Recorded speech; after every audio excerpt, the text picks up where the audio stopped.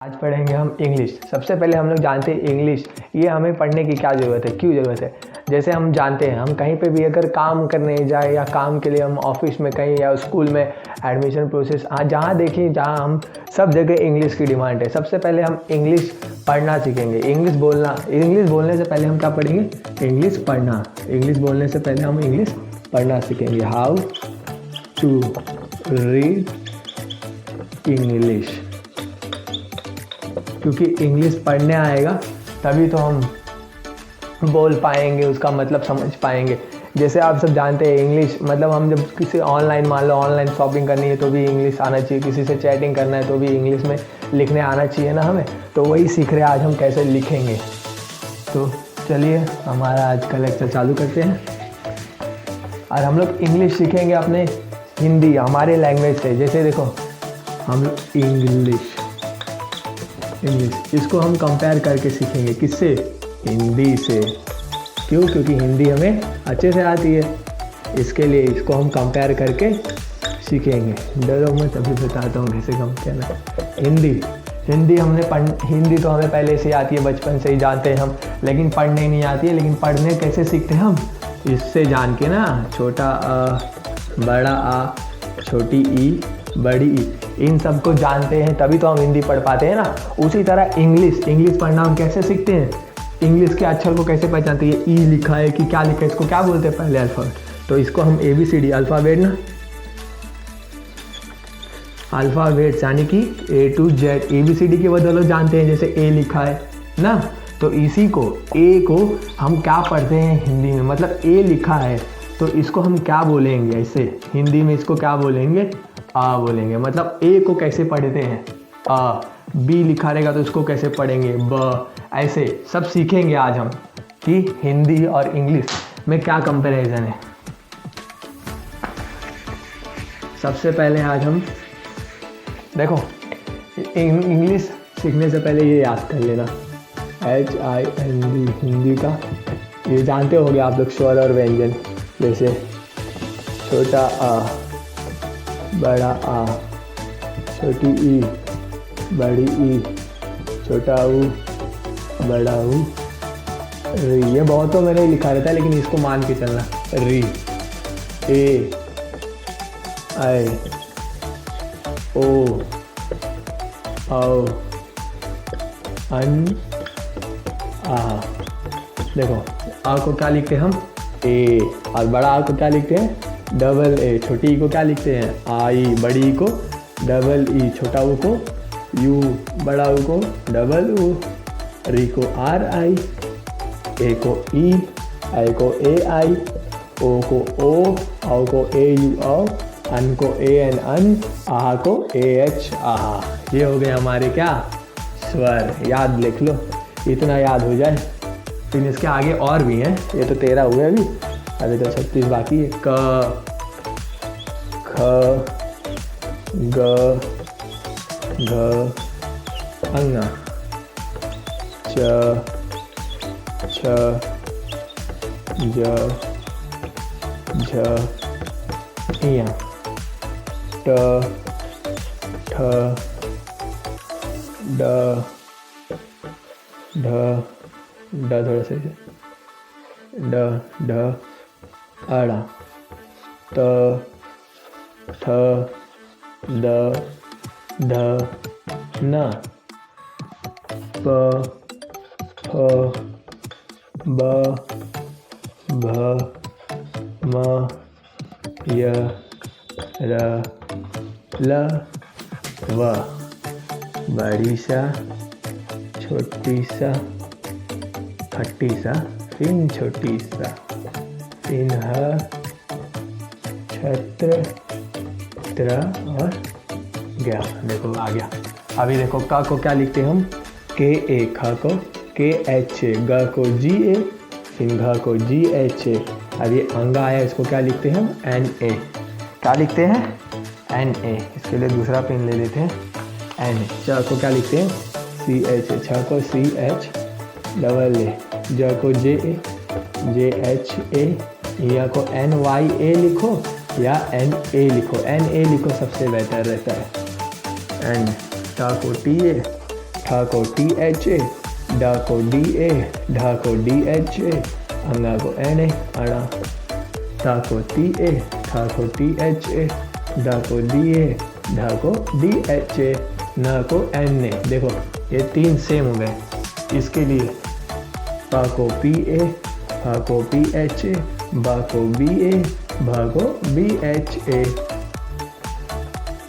म को M A, य को वाई ए, र को आर ए, ल को एल ए, व को वी ए, श को S H A, in S H A, in S H. यहाँ ध्यान देना बहुत गड़बड़ होगा। ह को एच ए, के एस एच ए, छतरी महाराज हमारे। त्र को टी आर ए, ग को जी वाई ए, गया। अब देखो सबसे पहले जैसे हमें ए बी सी डी याद है, alphabet A B C D जानते हैं ना, ए बी सी, ये जो याद है ना उसको अभी ये याद करना है। उसके बाद इंग्लिश सीखने के बाद सबसे पहला हमारा क्या करना रहता है, सबसे पहले हमें इंग्लिश सीखने के लिए ये याद करना पड़ता है। दूसरा स्टेप हमारा क्या होता है, इन्हें याद करना चाहिए इंग्लिश सीखने के लिए। अगर इंग्लिश हमें सीखना है पढ़ने तो पहला step A B C D याद किए, अब उसके बाद इन्हें याद कीजिए। अगर ये याद हो गए तो समझो आपका 2 स्टेप कंप्लीट हो गया। अब तीसरा स्टेप देखते हैं हम। सबसे पहले इन 2 स्टेप से हम सीखते हैं थोड़े से इंग्लिश, मतलब 2% वाला इंग्लिश पढ़ना। जैसे 2% वाले इंग्लिश में क्या होते हैं, अभी मान लो अगर ये दोनों चीज़ आ गया तो समझ जाना तुम्हें कितना परसेंट इंग्लिश आया, 2% इंग्लिश पढ़ने आ गया। चलो आगे देखते हैं। जैसे देखो ये क्या लिखा है, तक, हिंदी पढ़ने आता है ना, तक। अभी इसको इंग्लिश में लिख के दिखाते हैं। त को क्या लिखे हैं, त को क्या लिखे हैं देखिए ज़रा यहाँ, त दिख गया, क्या लिखे हैं, ती है ना, त धन क बराबर क्या हो गया, तक ना। अब देखिए त को क्या लिखते हैं, टी ए, क्या लिखते हैं, टी ए। धन का को क्या लिखते हैं, के ए। अभी ठहरिए, यहाँ देखिए, अभी देखो एक लास्ट में क्या है, क है। लास्ट वाला जो रहता है ना हमेशा उसको सिर्फ एक लिखते हैं। जैसे क के ए है, क का क्या होता है, स्पेलिंग के ए है ना, तो हमेशा उसमें से एक जो है ना इसको नहीं लिखते हैं, तो सिर्फ क्या बच गया, के। हमेशा याद रखना तक, समझना है, क्योंकि वो लास्ट में, इसके लिए हम उसमें से एक निकाल देते हैं। जो स्टार्टिंग में होते हैं ना हमेशा याद रखना उसको पूरा लिखना। जैसे त था तो त का क्या था, टी ए स्टार्टिंग में था, इसके लिए पूरा लिखे। लेकिन देखो अभी क है, क के टाइम पे क्यों नहीं पूरा लिखे, क्योंकि वो लास्ट में है, एंडिंग में है, इसके लिए। तो इसकी बराबर स्पेलिंग क्या हो गई, तक। समझ में आ गया ना। अभी दूसरा एग्जाम्पल ले लेते हैं। जैसे आज, आ की मात्रा है आज। अभी इसमें देखिए आज, आ को क्या लिखें, डबल ए। पहले तोड़ लेते हैं इनको, आधंज बराबर आज। अब देखिए आ को क्या लिखे हम, डबल ए, तो यहाँ क्या लिखेंगे, डबल ए, धन। अब ज को क्या लिखेंगे, जे ए ना, देखिए यहाँ पे च छ ज, जे ए लिखे है ना। लेकिन अभी बताए ना कि ज है, लेकिन कहाँ है वो, लास्ट में है। इसके लिए क्या करेंगे, सिर्फ एक अक्षर लिखेंगे। क्या लिखेंगे, सिर्फ जे। आगे पीछे वाला लिखेंगे क्या, नहीं। क्यों, क्योंकि वो लास्ट में है। वो रीज़न ना जानिए, क्योंकि वो रीज़न जानोगे तो आगे और कन्फ्यूजन होते रहेगा। बस इतना याद रखिए, जो लास्ट में है उसको हमेशा क्या लिखते हैं, एक अक्षर लिखते हैं, जैसे जे। तो क्या हो गया, आज। ये हमारा दूसरा एग्जाम्पल हो गया। अब मान लो तुम्हें कितना परसेंट आ गया है, सिर्फ 2%। अभी कौन से जो बिना मात्रा वाले रहेंगे शब्द उनको हिंदी में लिख पाओगे और इंग्लिश में भी लिख पाओगे। अगर तुम्हें मान लो अभी देखते हैं और बड़े बड़े वर्ड उठाते हैं थोड़ा, जैसे कमल। मान लो कमल लेते हैं, बड़े बड़े बिना मात्रा वाले देखते हैं, कमल, कमल। अभी यहाँ देखिए कमल में क धन म धन ल, एक हमने क्या किया, इसको अलग अलग किए ताकि अच्छे से लिखें। अभी देखिए यहाँ पे स्टार्टिंग वाले हैं, ये है पहला, क्या है, क का क्या है, के ए, तो के ए लिख दिए, धन। अभी देखो ये बीच में है, बीच वाला है, उसको भी क्या करेंगे हम, पूरा लिखेंगे। समझ में आ रहा है, क्या करेंगे, उसको भी पूरा लिखेंगे। तो माँ का क्या है, माँ का देखिए यहाँ पे एम ए दिख रहा है ना, तो एम ए लिखिए, क्या लिखिए, एम ए, धन ल। अभी देखिए ये लास्ट में आया ना, तो लास्ट में क्या बताए थे, उसको आधा लिखेंगे। जैसे ल का क्या है, एल ए, लेकिन क्या लिखेंगे, सिर्फ एल। तो बराबर क्या हो गया, कमल, कमल। समझ में आ गया, क्या हो गया, कमल। इस तरह से हमें लिखना है। समझ में आ गया। अब चलो आगे बढ़ते हैं। आगे मतलब अभी मात्रा वाले पे आते हैं। जैसे मात्रा वाले शब्द हो गए, मात्रा वाले, अभी तो बिना मात्रा वाला आ गया होगा मेरे हिसाब से। अभी चलो देखते हैं हम बिना मतलब जो आ की मात्रा वाली रहती है वो सीखते हैं। जैसे देखिए अभी कहीं पे ऐसी, पहले देखते हैं इनकी बात करते हैं। अभी जैसे जानते हैं हम आ हो गया, आ की मात्रा होती है कुछ नहीं, तो बड़ा आ देखते सीधा, बड़ा आ, छोटी ई, बड़ी ई, छोटा ऊ, बड़ा ऊ, री ए, आए, आए तक पहले देख लेते हैं, आए, फिर उसके बाद यहाँ कहीं कर देंगे आए। अभी देखिए यहाँ पे कहा देखिए आ की मात्रा कैसी होती है, ऐसे, ये एक टी जैसा। अब ये देखो छोटी ई की और बड़ी ई की मात्रा में बहुत कन्फ्यूजन होता है, ध्यान से देखिए। बड़ी ई को पहले देख लीजिए, बड़ी ई के सर पे कैसे इस तरह है ना, तो इसकी मात्रा कैसे हो जाएगी, ऐसे, हमेशा याद रखिएगा इस तरीके से। किंतु इसकी मात्रा कैसे हो जाएगी, ऐसे। समझ में आ गया, ये छोटी ई की मात्रा हो गई है बड़ी ई की। अब देखिए ये छोटा ऊ की मात्रा, बड़ा ऊ की मात्रा, सेम छोटा ऊ में भी ऐसे ही कर सकते हो। ये देखिए इस तरफ है मतलब बड़ा ऊ, और इसका मात्रा उस तरफ हो जाएगा। समझ में आ गया। अब री की मात्रा, ए की मात्रा, ए की मात्रा। अभी देखो ये री की मात्रा मैं क्यों बता रहा हूँ, ये री की मात्रा आप याद करें या ना करें, क्योंकि ये ई की ई और जो र की मात्रा होती है ना उससे कंबाइन हो जाता है। ऐसे देखो इसको ब्री, जैसे ब्रिजेस लिखना रहेगा तो इस तरह लिख सकते हैं ना, ब्रिजेस, एक ये तरीके से लिख सकते हैं, और एक इस तरह से भी लिख सकते हैं ना, ब्रिजेस। डायरेक्ट री की मात्रा लगा दिए। री की मात्रा क्या है, दो है, मतलब ई की मात्रा और र की मात्रा को मिलाओगे तो री की मात्रा बनती है। समझ में आया। लेकिन ये हिंदी वाले जो अच्छे से हिंदी पढ़ते हैं वो जानते हैं ये बात, इसके लिए वो हिंदी में री को भी याद करते हैं। समझ में आया। चलो अभी देखते हैं एक एग्जाम्पल में क्या देखे, जैसे अब आ की मात्रा वाले शब्द लेते हैं। जैसे देखिए क्या ले लिया हमने, राम, राम, ठीक है। देखो राम, अभी इसको हम मिटा देते हैं, इसको लिख लीजिएगा ताकि थोड़ी जगह मिल जाए। अब देखिए ए है, ओ, अन, अब इसको देखो ओ की मात्रा को ऐसे लिखते हैं, इसको ओ लिखते हैं, और ओ की मात्रा डबल हो जाती है, इसको ए यू ओ, और अन की मात्रा ऐसे बुंदी ए एन अन, और इसको लिखते हैं आहा, मतलब ऐसे ए एच आहा। अभी देखो कुछ एग्जाम्पल ले लेते हैं, मतलब उदाहरण के तौर पे समझने की कोशिश करते हैं। जैसे मैंने क्या लिया था, राम। अभी इस एग्जाम्पल को समझने की कोशिश करते। देखो सबसे पहले अलग अलग कर लें। अब देखो रा धन आ की मात्रा, रा धन म। अभी देखो रा को क्या लिखते हैं, आर ए। अभी याद रखिएगा एक बात, देखो जब हमने कल में सिखाया था, कल या आज में, उसमें कोई मात्रा दिख रही थी, यहाँ का क्या था, खाली अकेला था ना, इसके लिए इसको हम क्या कर रहे थे, पूरा लिख रहे थे के। यहाँ पे भी देख सकते हैं जब का अकेला होता है तो क्या लिखते हैं उसको, के ए ना।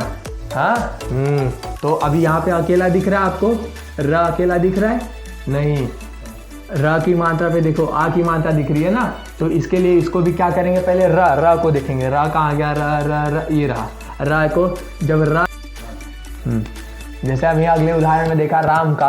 अब देखते हैं इसे थोड़ा नाम ले लेते हैं, जैसे कि जान लो सोनम, इसको जानने की कोशिश करते हैं ताकि अच्छे से समझ में आए। अभी देखो इसमें तोड़ो इसको, पहले स धन ओ की मात्रा, धन न, तीन धन म। अभी देखो सोनम। अभी इस एग्जाम्पल में देखो सबसे पहले ना, जब भी ऐसा दिखे ना तो समझ जाना स क्या है, अकेले नहीं है। जब कोई भी जब साथ में हो, जब किसी के साथ में, मतलब मान लो इसने शादी कर लिया, अभी अकेला था, अकेला रहने का मतलब सिर्फ स रहे, स न क, सनक ऐसे रहे। लेकिन यहाँ पे देखो मात्रा लगा है ना इस पे, तो हमेशा याद रखना जो पहला रहेगा उसको सिर्फ लिखेंगे क्या, अकेले। जैसे देखो यहाँ पे स को क्या लिखते हैं, एस एच, लेकिन क्या लिखेंगे, सिर्फ एस। अब ओ की मात्रा को देखो यहाँ क्या लिखते हैं, ओ की मात्रा, ओ की मात्रा, ओ की मात्रा, ओ की मात्रा। ये देखो ओ की मात्रा को क्या लिखते हैं, ओ ना, तो लिख दो ओ। अभी देखो न बीच में है, इसके लिए क्या करेंगे, इसको एन ए लिख देंगे। न का क्या होता है, देखिए यहाँ ना, ये रहा ना का क्या है, एन ए ना, तो एन ए लिख दिए, डन। अभी देखो वो रूल लग गया, लास्ट में एम है ना, इसके लिए क्या लिखेंगे, एम। क्यों, क्योंकि माँ है, माँ का क्या होता है, एम है, लेकिन क्यों, एम लिखे सिर्फ क्योंकि वो लास्ट में है, इसके लिए शब्द के लास्ट में, इसके लिए क्या लिखे एम। तो इसको मिला के क्या हो गया SONAM, सोनम। समझ में आ गया। अभी और एग्जांपल ले लेते हैं, 2-3 नाम और लिखते हैं जिससे आपको और जल्दी समझ में आ जाए। अभी मान लो सोनू नाम ले लेते हैं, सोनू हो गया, सोनू। अभी ध्यान दीजिए, इसमें हमारी मिस्टेक्स भी निकल जाती है। ध्यान दीजिए, देखो स है, सन, धन, ओ की मात्रा धन, नु, सोनू। सोनू हो गया। अब देखो स को क्या लिखेंगे वापस से एस ना, क्यों? क्योंकि उसने किससे शादी किया? ओ से, तो इसके लिए लिखे एस।